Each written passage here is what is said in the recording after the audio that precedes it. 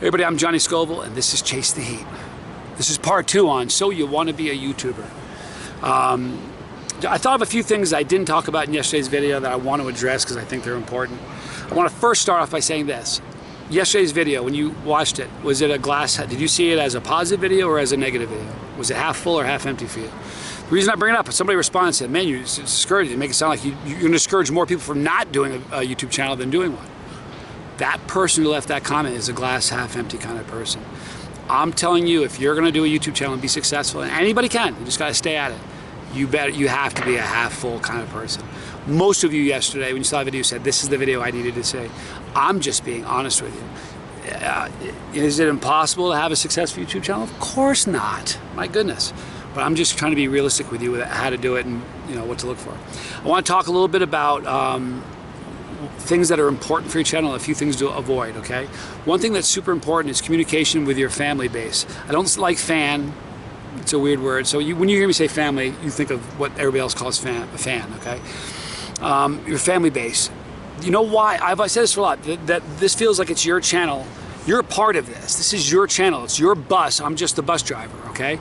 The reason it feels like that is I communicate with you guys. Anytime, the more time you spend with somebody, the more you get to know them. I make a lot of videos, so you guys spend a lot of time with me, so you get to know me.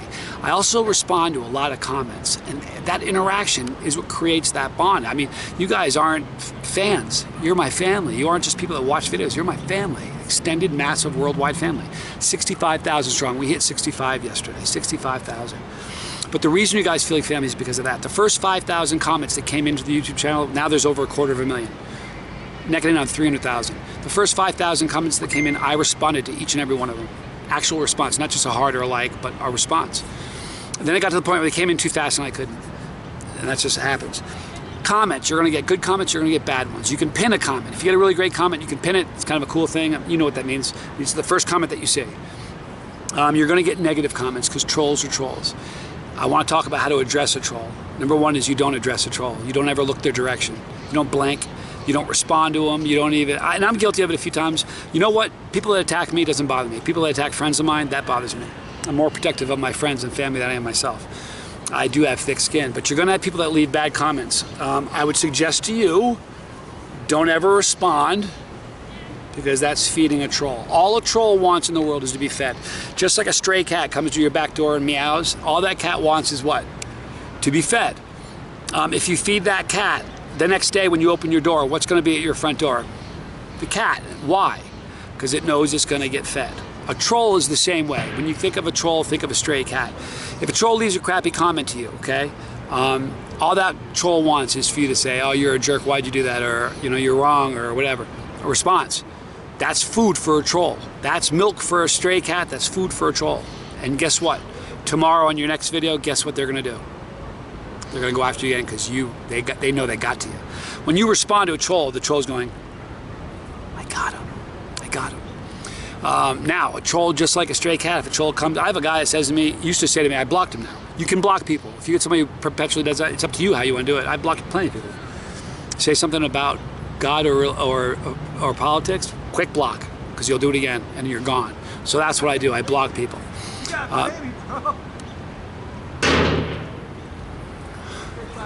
Look, that's the classless guy right there. That's the zoo. See that?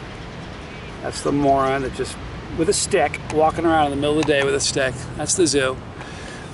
Trolls, that's a troll. Don't respond to them. You can block them at any time you want, however you want. That's your discretion. I have blocked plenty, like I said. If you don't feed the troll, if you never respond, that troll's going to do what? Just like a stray cat. It's going to find a different house to try to get food from because it ain't going to get it from you. Now, you're going to get up votes, you're going to get down votes. Did the down votes discourage you? Don't let them. Up votes, down votes, don't matter. They're all good because it's activity. So it doesn't matter if up votes, down votes. It's all good. So don't let it bother you.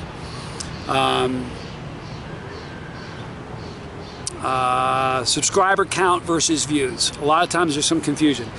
You don't get paid by the number of subscribers you got at all. You could have 10 million subscribers. If you have 0 views a day, you're making 0. You could have 0 subscribers. If you have 10 million views a day, you're getting rich. So it's all about the views. All the subscriber count does Use it as a barometer to know if you're doing something right, if you're growing. If you're not growing, you're doing something wrong. If that subscriber count is stagnant, there's a problem. And that's really important to know. That's, you know, so you got to look at those analytics. There's so much analytics. You can see what gender watches your videos, what age bracket, from video to video. It's a pretty incredible thing.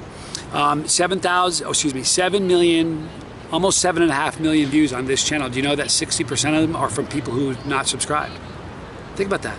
Only 40% of the 7.5 million views are from family members like you. But that's how they trickle in. They watch one or two. And the truth is, if they keep coming back and watching, I don't care if they subscribe anyway. I mean, I'd like them to. But I don't get paid by that. That's just my barometer to know if I'm doing something right. We're averaging over 100 new people a day. Yesterday was 100. The day before was 231.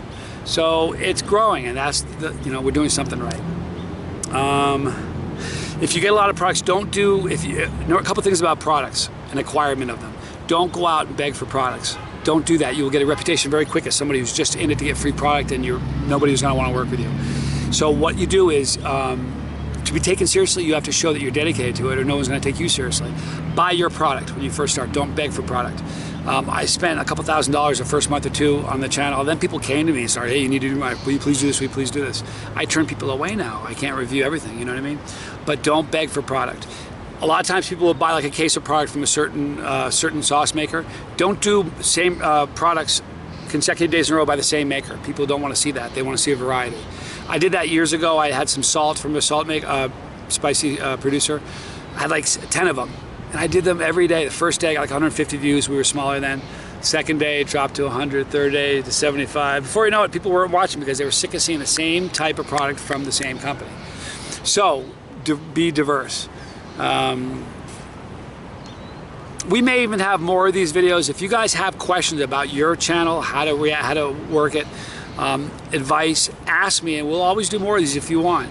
I just thought about these things. Dealing with trolls is one of the most important things. You have to ignore them, and you have to have thick skin. You really, really do. You can't let trolls bother you because it's an impossibility to not have them.